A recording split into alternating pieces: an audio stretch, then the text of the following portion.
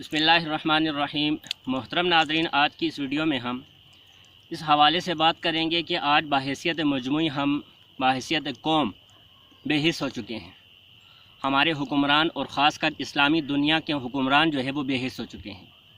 مسلمانوں کی ایک بیٹی عافیہ صدیقی جو امریکہ کی قید میں ہیں اور آج تک ہم اسے رہا نہ کروا سکے ہیں۔ 20 سال بعد جب ملاقات ہوتی ہے تو ملاقات کا حال بھی آپ نے دیکھ لیا کہ یہ انسانی حقوق کے چیمپئن ملاقات کے وقت اتنی پابندیاں لگا رہے ہیں کہ دو بہنوں کو ملنے نہیں دیا جا رہا، بیچ میں شیشہ حائل ہے اور آپس میں ہاتھ ملانے کی، گلے ملنے تک کی اجازت نہیں ہے، اور اسی کے ساتھ ساتھ عافیہ صدیقی کی اولاد کی تصویر بھی دکھانے کی ان کو اجازت نہیں ہے۔ ایک طرف یہ مغرب کا بھیانک چہرہ ہے جس مغرب کے پیچھے آج ہم بھاگ رہے ہیں اور ہم سمجھتے ہیں کہ یہ انسانی حقوق کی بڑی پاسداری کرنے والے ہیں۔ افغانستان میں ان کو بڑی تکلیف اٹھتی ہے، پیٹ میں مروڑ اٹھتا ہے کہ وہاں انسانی حقوق کی پامالی ہو رہی ہے، لیکن ان کے یہاں حقوق کی پامالی جو ہو رہی ہے وہ ہم دیکھ رہے ہیں۔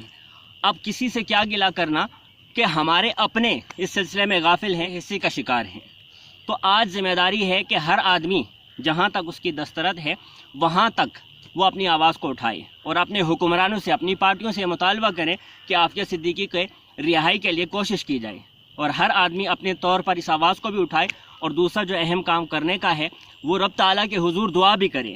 اللہ تبارک و تعالیٰ حالات بدلنے والے ہیں، اور حدیث میں آتا ہے کہ دعا مسلمان کا اسلحہ ہے اور مسلمان کا ہتھیار ہے، تو لہٰذا اس کو بھی استعمال کرنے کی ضرورت ہے اور اس حوالے سے اپنا کوئی رول ادا کرنے کی ضرورت ہے۔ دعا ہے کہ یہ جو کچھ کہا سنا گیا اللہ تبارک و تعالیٰ اس پر عمل کرنے کی توفیق عطا فرمائے۔